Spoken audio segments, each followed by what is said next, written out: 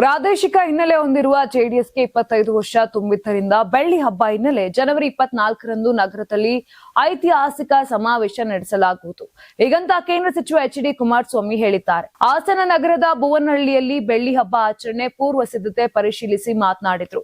ಹಬ್ಬದ ರೀತಿಯಲ್ಲಿ ಕಾರ್ಯಕ್ರಮ ಮಾಡಲು ಸ್ವಯಂ ಪ್ರೇರಿತವಾಗಿ ಕಾರ್ಯಕರ್ತರಲ್ಲಿ ಹುಮ್ಮಸ್ಸು ಕಾಣುತ್ತಿದ್ದೇವೆ. ಐತಿಹಾಸಿಕ ಸಮಾವೇಶ ನಡೆಯುತ್ತದೆ ಎಂಬ ವಿಶ್ವಾಸ ಕೂಡ ಇದೆ. ದೇವೇಗೌಡರ ಮಾರ್ಗದರ್ಶನದಲ್ಲಿ ಈಗಾಗಲೇ ಬೆಂಗಳೂರಿನಲ್ಲಿ ಸಾಂಕೇತಿಕವಾಗಿ ಕಾರ್ಯಕ್ರಮ ಮಾಡಿದ್ದೇವೆ.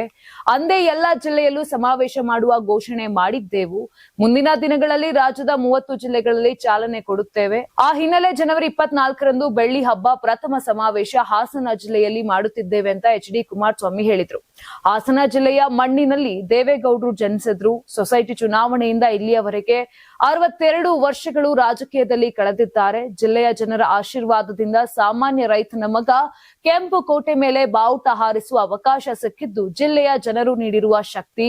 ಹಾಸನ ಜಿಲ್ಲೆಯಲ್ಲಿ ಜೆಡಿಎಸ್ ಮುಗಿಸಬೇಕೆಂಬ ಉದ್ದೇಶದಿಂದ ರಾಜ್ಯ ಸರ್ಕಾರ ಸಿಎಂ ಒಳಗೊಂಡಂತೆ 2 ಸಮಾವೇಶ ಮಾಡಿದ್ದಾರೆ. ಕಳೆದ 2.5 ವರ್ಷದಿಂದ ಏನೇನು ನಡೆದಿದೆ ಎಂಬುದನ್ನ ಸೂಕ್ಷ್ಮವಾಗಿ ಗಮನಿಸಿದ್ದೇನೆ. ಕಾಕತಾಳೀಯ ಅನ್ನೋದು ನನ್ನ ಅಭಿಪ್ರಾಯ. ಜಿಲ್ಲೆಯ ಪುಣ್ಯ ಭೂಮಿಯ ಮಣ್ಣಿನಲ್ಲಿ ದೇವೇಗೌಡರು ಜನಿಸಿದ್ರು. ಸೊಸೈಟಿ ಚುನಾವಣೆಯಿಂದ 62 ವರ್ಷಗಳು ರಾಜಕೀಯದಲ್ಲಿ ಕಳೆದಿದ್ದಾರೆ. 1962ರಲ್ಲಿ ಮೊದಲ ಬಾರಿಗೆ ವಿಧಾನಸಭೆಗೆ ಆಯ್ಕೆಯಾದರೂ ಜಿಲ್ಲೆಯ ಜನರಿಗೂ ದೇವೇಗೌಡರಿಗೂ ಅವಿನಾಭಾವ ಸಂಬಂಧ ಇದೆ ಎಂದು ಎಚ್.ಡಿ. ಕುಮಾರಸ್ವಾಮಿ ಹೇಳಿದ್ರು. ನೀವು ಸಣ್ಣ ಆಗ್ಬೇಕಲ್ವಾ? ಅದು ಒಂದು ಉತ್ತಮ ಆಹಾರದಿಂದ ಸಣ್ಣ ಆಗ್ಬೇಕಲ್ವಾ? ಪ್ರತಿದಿನ ನಮ್ಮ ಜೀನಿ ಸ್ಲಿಮ್ ನ ಯೂಸ್ ಮಾಡಿ ಯಾವುದೇ ಸೈಡ್ ಎಫೆಕ್ಟ್ ಇಲ್ದಂಗೆ ನೀವು ಸಣ್ಣ ಆಗ್ತೀರಾ.